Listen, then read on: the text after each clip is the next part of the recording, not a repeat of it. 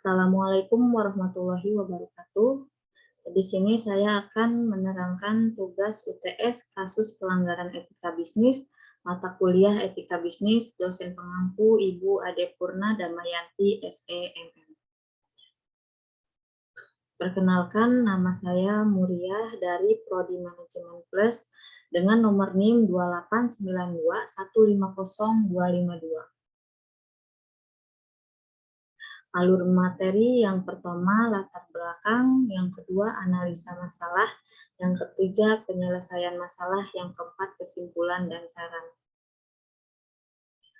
Studi kasus PT SSI. Yang pertama latar belakang perusahaan.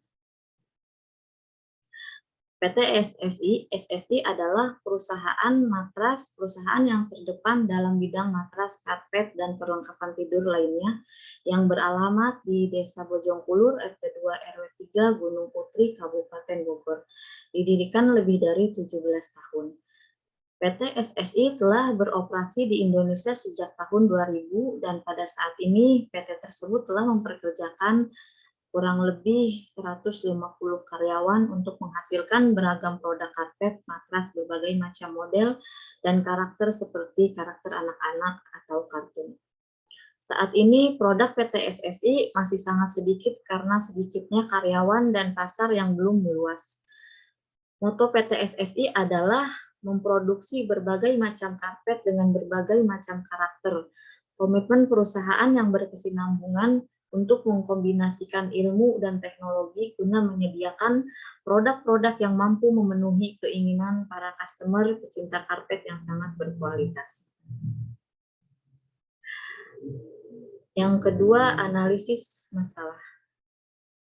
Inti masalah, pada tahun 2008, produk karpet ini telah mengalami penurunan penjualan berbagai pasar karena meningkatnya persaingan dalam penjualan. Industri kecil memiliki peran yang cukup besar dalam menopang perekonomian masyarakat.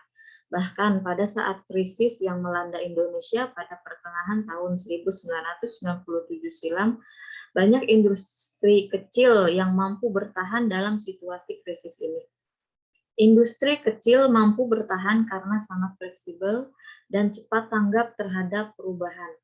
Selain itu, sebagian besar bahan baku dan sumber daya alam yang digunakan adalah lokal. Undang-undang yang dilanggar, Peraturan Pemerintah Nomor 12 Tahun 1995 tentang pengelolaan limbah berbahaya dan beracun. Setiap orang yang melakukan usaha dan atau kegiatan yang menghasilkan limbah B3 dilarang membuang limbah B3 yang dihasilkannya itu secara langsung ke dalam media lingkungan tanpa pengolahan terlebih dahulu.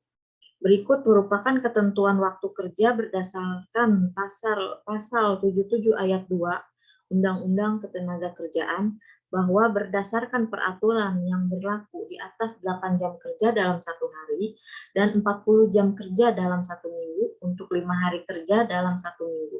Jika melebihi jam kerja di atas selain lembur, maka perusahaan tersebut melanggar undang-undang tersebut.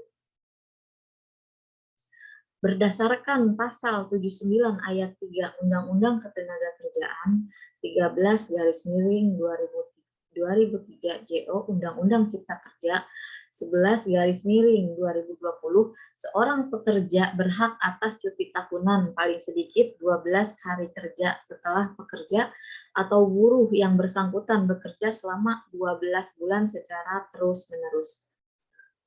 Pasal 88 angka 63 Undang-Undang Cipta Kerja menyebutkan barang siapa melanggar ketentuan sebagaimana dimaksud, salah satunya pasal 88A ayat 3 atau membayar upah lebih rendah dari upah minimum, maka dapat dikenakan sanksi pidana penjara paling singkat 1 tahun dan paling lama 4 tahun dan atau denda paling sedikit 100 juta. Poin ketiga, penyelesaian masalah.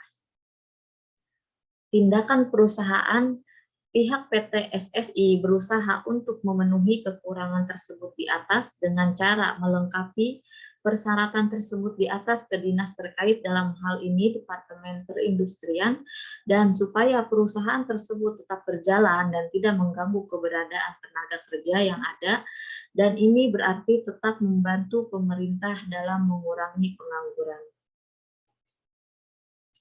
CSR yang dilakukan. 1. Memanfaatkan sumber daya alam yang dapat diperbaharui dengan hati-hati dan efisien. Misalnya air, tanah, dan udara.